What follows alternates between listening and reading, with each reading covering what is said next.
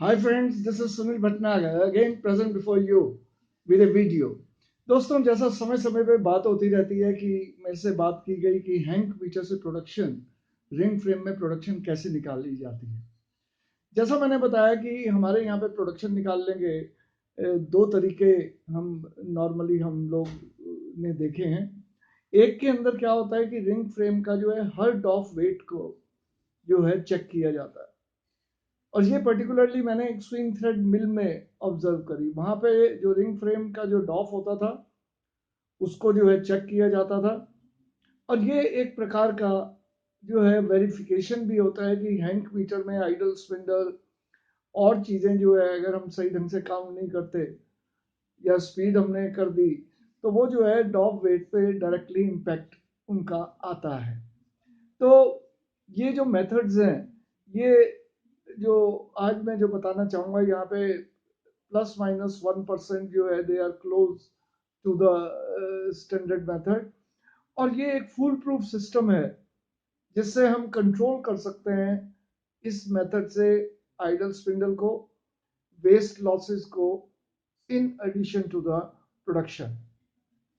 तो यहाँ पे आप अगर ये देखेंगे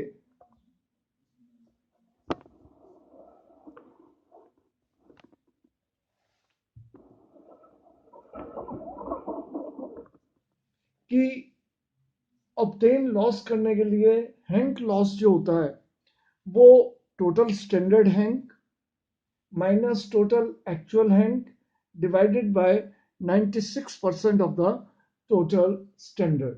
यहाँ पे हमने 4% जो है वो हमने लॉसेस यहाँ पे मान के चले हैं हैंक लॉस। अब वे हमें क्या करना पड़ता है प्रोडक्शन निकालने के लिए, लॉसेस को अगर हमें देखना है कि हमारे जो है रिंग फ्रेम प्रोडक्शन एक्चुअल में कितनी आ रही है, तो लॉसेस को चेक करने के लिए हमें स्वीपिंग, जो नीचे जो वेस्ट गिरता है that is called sweeping. Normally इसको सही ढंग से लेने के लिए आजकल जो है क्योंकि ओवरहेड ब्लोअर हैं, डिपार्टमेंट खराब ना हो इसलिए जो है थैला दिया जाता है, पीसर बैग जिसे हम कहते हैं, और वर्कर से ये कहा जाता है कि जो भी वेस्ट है वो उस पीसर बैग में डाले। तो स्वीपिंग को चेक किया जाता है बोंडा और न्यूमाफिल। अब बोंडा आप कहेंगे कि ये है क्या? फ्रेंड्स, बोंडा जो है ये वो वेस्ट होता है कि जो जब धागा टूटता है फ्रंट रोलर पे, तो वहां पे वो धागा जो है टूटने के बाद कहाँ पे जाना चाहिए, जो वेस्ट है वो सक्शन में चला जाना चाहिए, मगर सक्शन में अगर चला जाएगा तो वो न्यूमाफिल वेस्ट के काउंट में आ जाएगा। मगर वो क्या करता है कि जो रोलर है उसके ऊपर लैप करता है, तो वो दैट इज नोन एज बोंडा। तो हमें स्वीपिंग को, बोंडा को और न्यूमाफिल को जो है वे करना चाहिए। और यहाँ पे जो मेन प्रॉब्लम मैं आपको जो बता रहा हूँ कि प्रोडक्शन कई बार जो है, जो कैलकुलेटेड प्रोडक्शन है और एक्चुअल प्रोडक्शन है, दोनों का जो डिफरेंस जो आता है वो उसमें ये इंपॉर्टेंट रोल होता है। होता क्या है कि हम अपना जो अगर जो वेइंग बैलेंस है अगर हम उसे कैलिब्रेट नहीं करेंगे तो वहां पे दिक्कत आएगी। कई बार समर में हम क्या करते हैं कि पानी जो है डालते हैं फ्लोर पे जिससे ह्यूमिडिटी मेंटेन रहे, तो वहां पे भी क्या है कि अगर गीला वेस्ट आपने तोल लिया तो वहां पे भी दिक्कत आएगी। तो मेरा ये मानना है कि जब भी आप वेट को वजन करना है तो उसमें बैग जो आप बैग यूज कर रहे हैं बोंडा, न्यूमाफिल वेस्ट और शिपिंग वेस्ट को कलेक्ट करने के लिए, ये इनका वजन सही होना चाहिए। और दूसरा ये है कि जो आपका इलेक्ट्रॉनिक बैलेंस है जिसपे आप वजन ले रहे हैं वेस्ट को, इसको आपको जो है कम से कम कैलिब्रेट करना चाहिए वजन करने से पहले। अब उसके बाद तीसरा जो प्रोसीजर है, रिकॉर्ड आइडल स्पिंडल।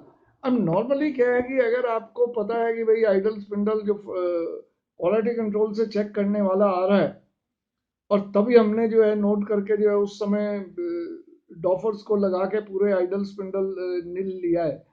दोस्तों, ये हमें एक्चुअल की जो है स्थिति को नहीं बताएगा। ये वही है कि कबूतर जो है वो बिल्ली को देख के अपनी आंख बंद कर ले।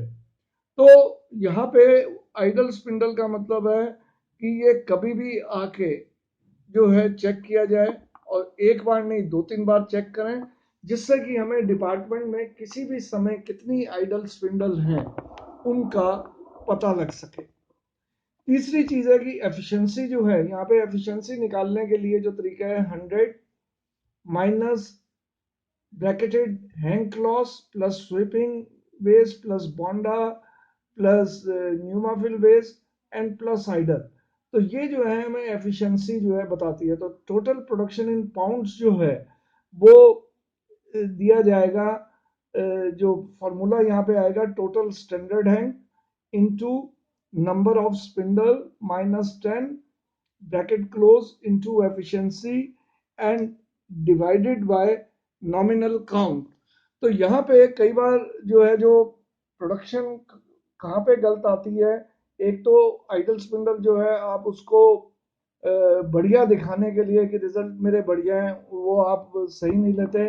दूसरा यह है कि वेस्ट आप जो है वो सही नहीं तोलते।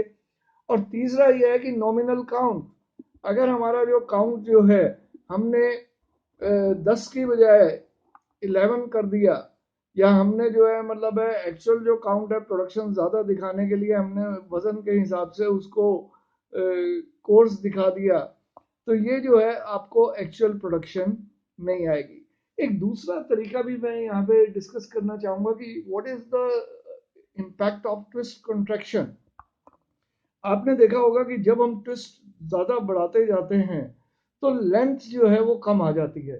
तो दूसरा फॉर्मूला जो है मैंने ये भी देखा है कई जगहों पे यूज़ होता है कि लॉसेस जो है वो निकालने के लिए ट्विस्ट कॉन्ट्रैक्शन का भी जो है प्रयोग होता है। ट्विस्ट कॉन्ट्रैक्शन परसेंटेज प्लस बॉन्डा प्लस स्वीपिंग प्लस न्यूमाफिल। और ये मेथड जो है हमने ये जो दोनों मेथड जो यहाँ पे हमने चेक किए हैं, ये ज़्यादातर जो इनका जो डेविएशन होता है ये प्लस माइनस 1% होता है। एक्यूरेसी जो है इन दोनों मेथड्स की प्लस माइनस 1% है। फ्रेंड्स, यहाँ पे मैं ये बताना चाहूँगा कि I have been lucky to work on the systems. शुरू में हैंग मीटर से हम लोग चेक करते थे, और उसके बाद जो सेकंड मेथड था कि हमने एक स्विंग थ्रेड की यूनिट देखी जहाँ पे हर जो मटेरियल था उसका वेट होता था, और ऑटो कॉर्नर पे जो उसका जो सिस्टम था उससे वेरीफाई होता था कि भाई जो एक्चुअल प्रोडक्शन और जो एक्चुअल वो दिखा रहा है उसमें क्या अंतर है। पर ये जितने भी सिस्टम्स हैं एक्यूरेसी लाने के लिए, फर्स्ट थिंग इज कि हमें कबूतर नहीं बनना है, ये अपने जो है रिजल्ट आंखें बंद करके हम जो है अपना। दूसरा ये है कि जो वेट है वो चेक करना चाहिए।